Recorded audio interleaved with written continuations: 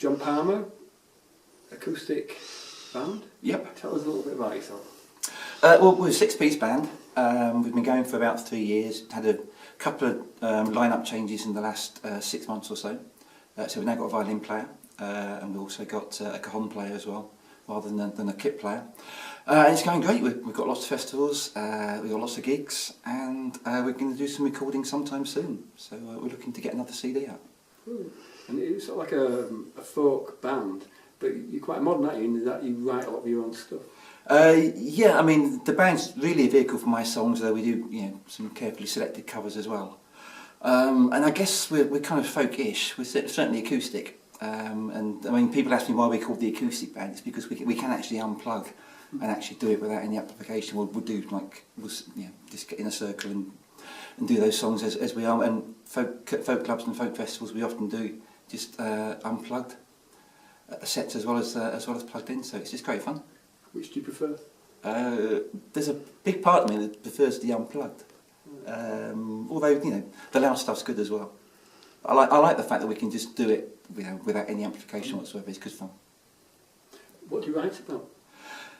All sorts of stuff really. I've been writing recently some political type songs, like Eating Mess is about the government. There's a song about the NHS.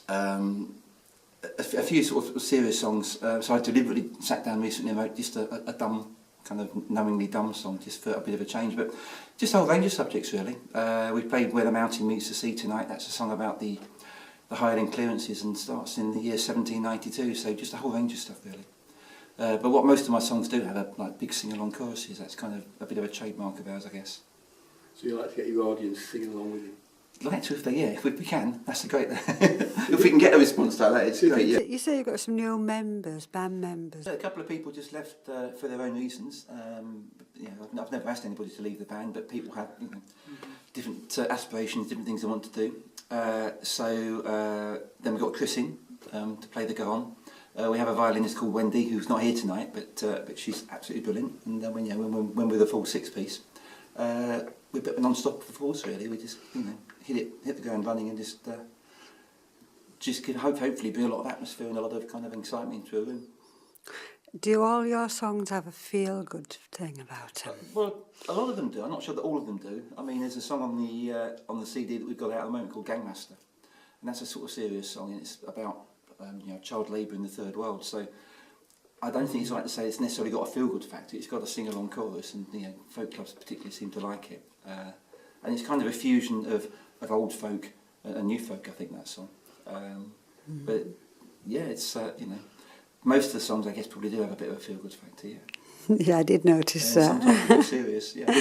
Yeah. And who does most of the writing? Is it yourself? That's all me. Yeah, all the songs. All of it. Yeah.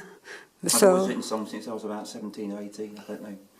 I don't know anything else really. It's all I do is write songs. Does that include the music as well?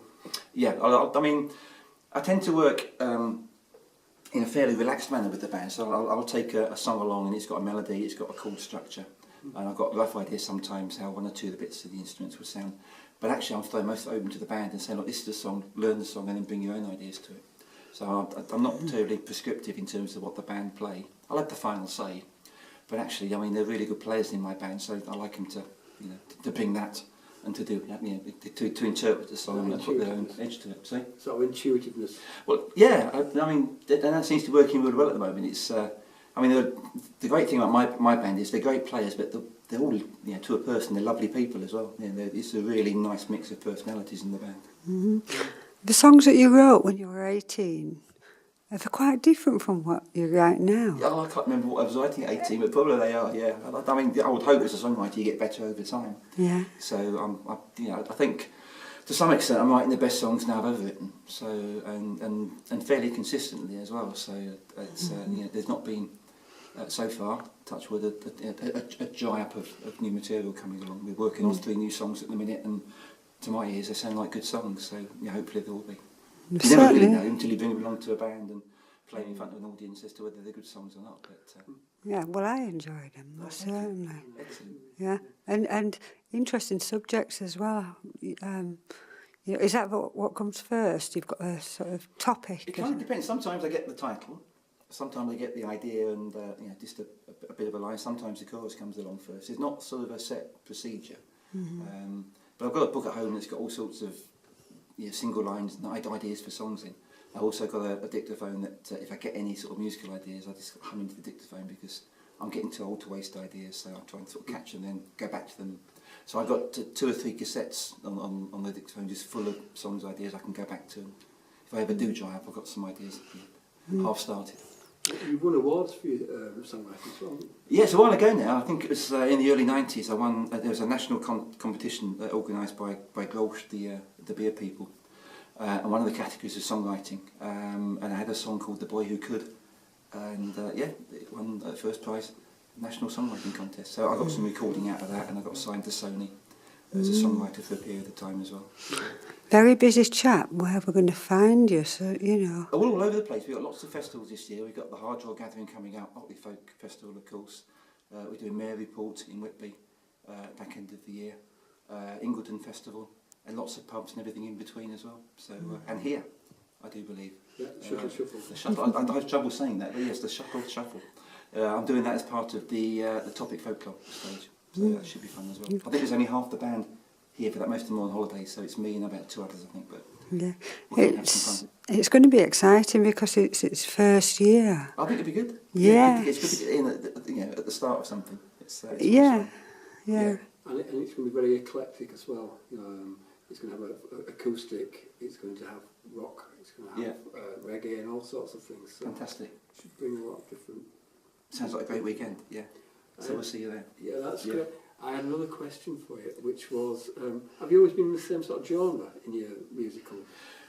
No, I was much more sort of mainstream, sort of pop, rock, I guess, when I started. And I got into folk and more acoustic music just by chance. I was in a covers band for a number of years. I've given up more or less writing original songs. Then I had some problem with my hearing, so I left that band and was going to go just full time into acoustic. Got recording an album with a guy in Otley called Rod Holt, had his own studio. Rod's a fantastic sound man, so he used to bump each other quite a lot. And we'd be mixing the album on a Wednesday night, and then Rod would take me to a folk club, the Otley Folk Club. I'd never been to a folk club before. I mean, I was kind of, well into my 40s, I guess, and never been to a folk club.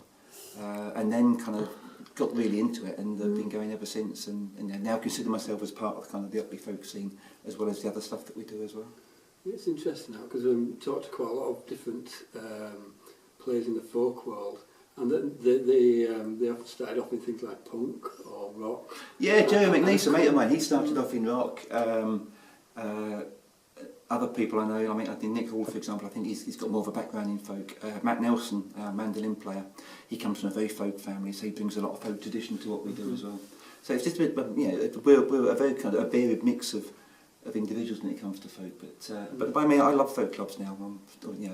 It's strange because I was brought up to play mainly in pubs, I guess, where people they're watching you, but they're doing other things as well. Yeah.